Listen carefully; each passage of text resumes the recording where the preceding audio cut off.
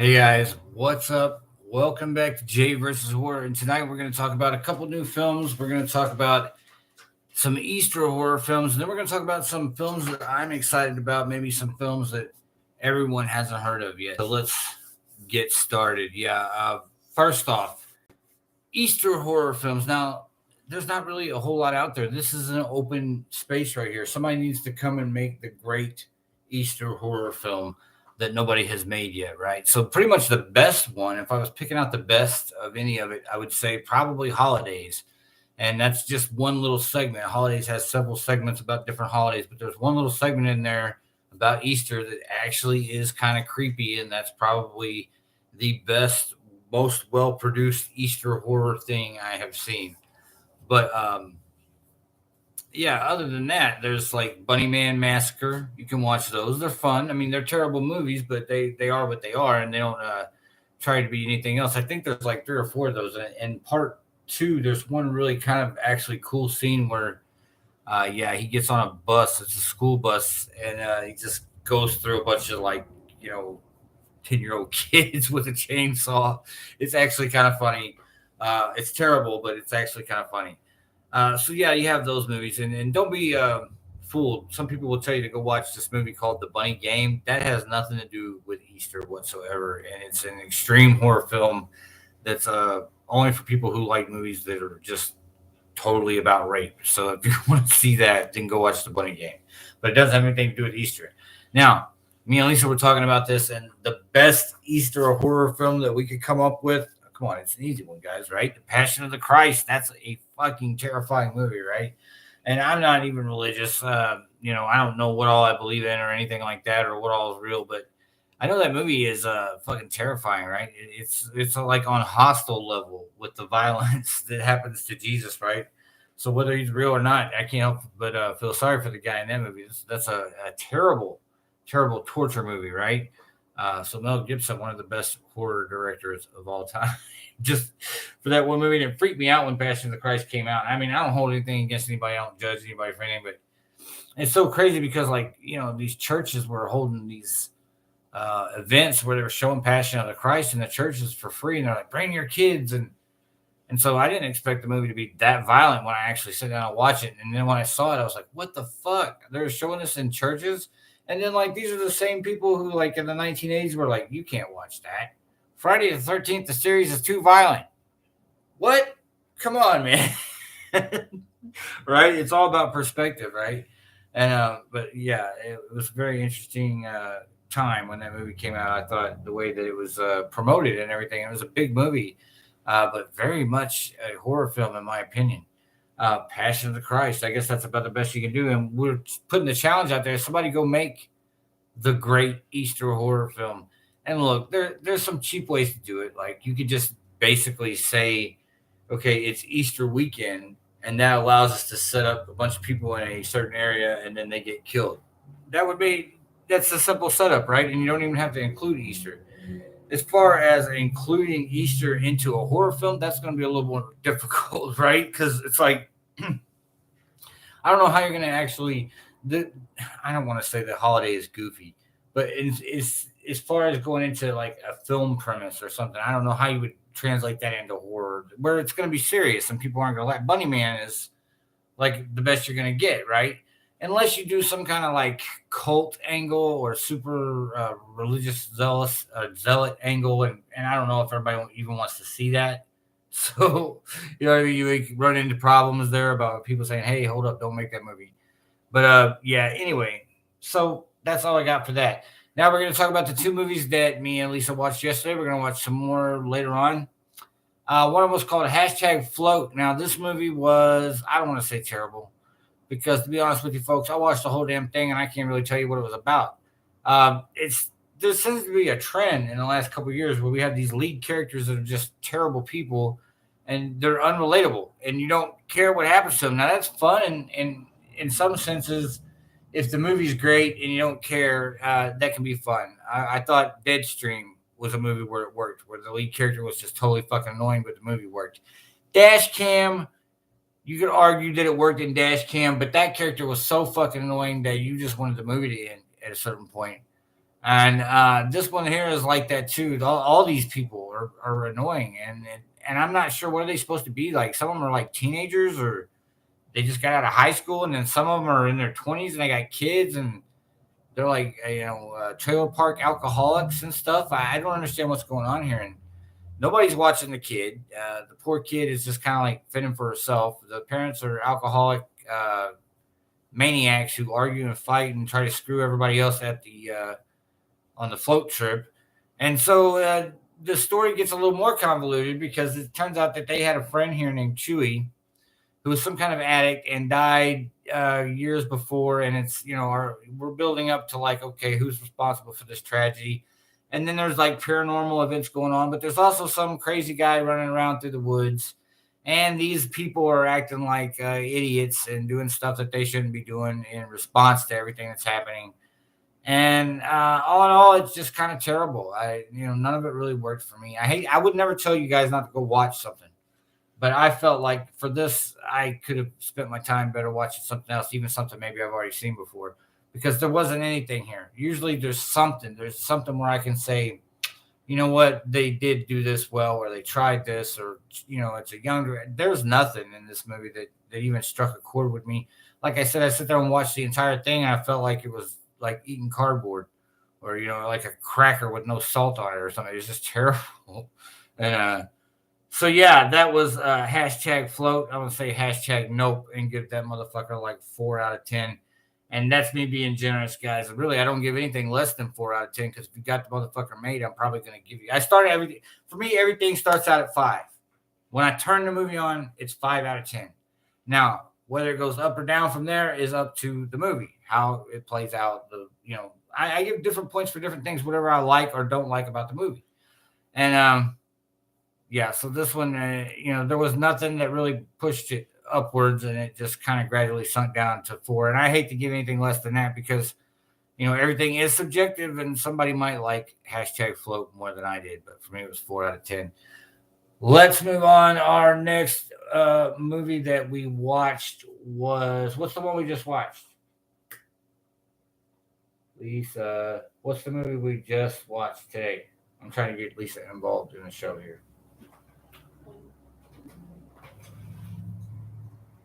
We just watched the movie. Okay, it was called. She doesn't want to participate. The movie that we watched was called Candyland, and this one was weird, guys. Okay, I would compare it to maybe like, it's similar to X, which came out last year. You guys remember that? And then Pearl. It's similar to both those movies a little bit, and but it's just not near as good or well crafted as those movies. And the problem with this film, Candyland, it's not bad, but it just starts off in a weird way. And if you don't stick with it, I can see a lot of people jumping out of this movie before it gets where it needs to go. And it's basically about a truck stop, and they call it Candyland because it's a truck stop hotel and all this stuff. And you have all these lot lizards, or for people who don't know what lot lizards are, they're prostitutes, right? And they're working this truck stop area and this motel area, and they kind of got like a little setup going here, and it's working for them, right? Well, one day this religious girl shows up from a cult. She's basically escaped a cult, right? And these kind of like sisterhood of hookers here take her under their wing and decide to show her the ropes. And it's a weird movie because like, here's the thing: there's a culture out there that you're supposed to look down on sex workers. And so some of this stuff is supposed to be super shocking just because it's happening, and it's in the sex worker world, right? Well, I look at that two ways, right? One, I don't care about sex workers. I mean, I really don't. I think that's a personal decision. If you want to sell yourself, then go. People sell themselves on different levels anyway. They sell their personality, they sell identity, they sell all kinds of things about themselves. I'm not here to judge anybody about what they want to sell about themselves. But the thing is, this movie, like, it to me, it like makes it okay in one sense, and then it turns around and condemns it in the other sense. And maybe that's the truth of it, but it's kind of like, for me, pick a lane. You know what I mean? Is how I feel about it. And because they normalize it, they want to normalize it by showing these weird scenes over and over. But at the same time, it kind of like makes it stranger than it probably is. I mean, there's some of the shit that's going on in this movie is not going on in real life. You know what I mean? Like, there's a couple scenes in here that are just gross, just for the sense of being gross, right? And that kind of weighs it down, especially in the beginning, because they're so over the top with this stuff in the beginning. They really want to establish the atmosphere of this film as just being whatever. You don't know what's going to happen. Any weird sexual fucking thing can happen, right? And so the movie's really boring for like the first 40 minutes, 45 minutes, hour, something like that. And you're just like, I don't know why I'm watching this. And then all of a sudden it changes. I will say that it kind of shifts gears. Something happens. One of the characters we find out is massively different than we thought. I don't know if it's a huge surprise. It's not like, oh my God, but you know, it works for this film. And all of a sudden, a movie where nothing happens, there's like 10 kills in the last 30 minutes of this movie, and some of them are pretty damn good. One of them was really good, one of the better ones I've seen in a while. And there's a decent performance from Billy Baldwin here, who is, he's not so suave and stuff like he was back in the 90s in Sliver. Now he's playing the old, asshole sheriff. It happens to everybody, right? It's his turn. And so, look, Candyland, all in all, I think it saved itself. The second half of the movie, this is one of the very few movies out there where I tell you guys, like, don't give up on them, because you never know. And this one took a right turn, a left turn, whatever you want to call it, but whatever turn it made, it was the right one, because it saved the film. The first half of this film is fucking boring, and it's just over the top sex stuff, and it's more like an exploitation movie than a horror film, right? And that's what Lisa commented. Like, this is not really a horror film at this point. It's more like exploit sleaze film, and I'm like, yeah.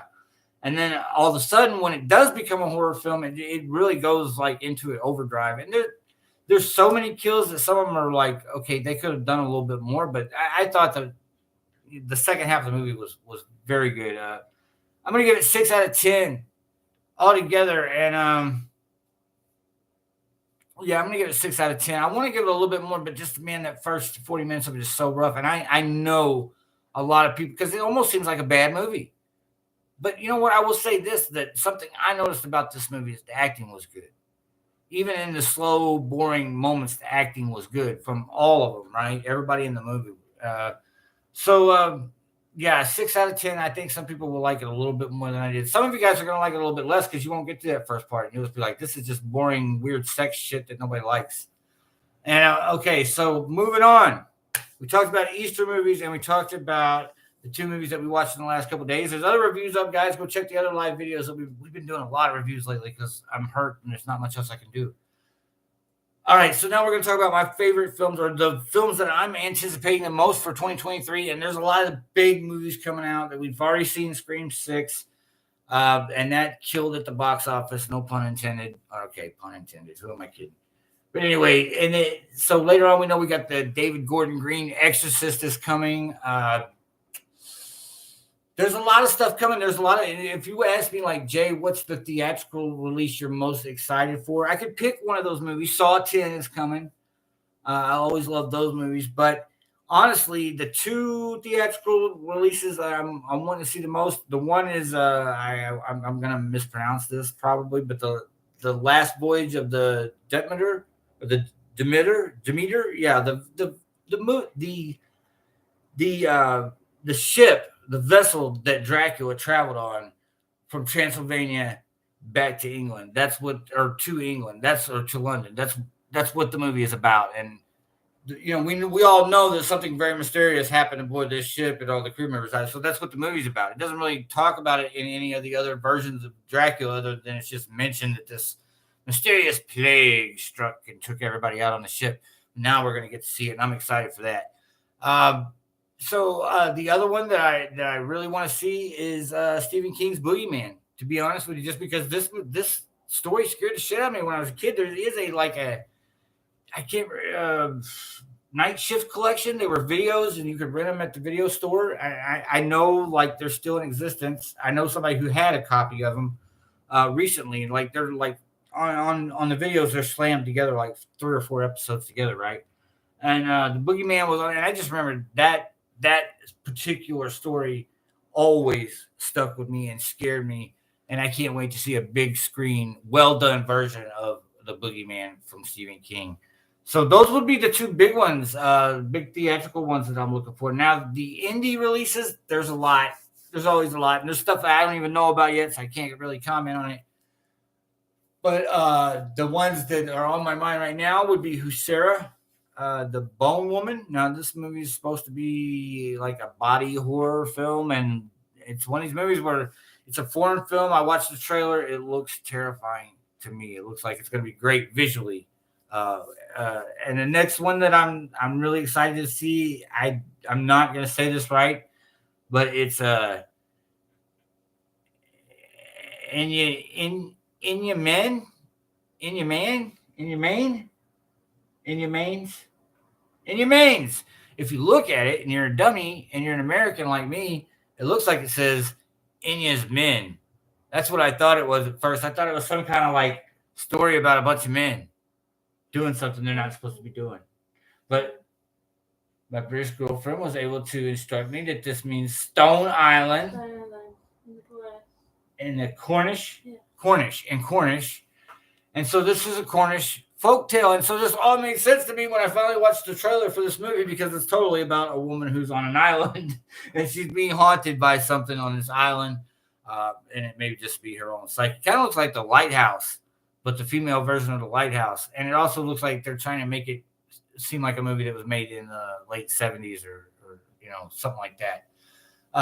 So I definitely dig it. Check out the trailer for Anya Main.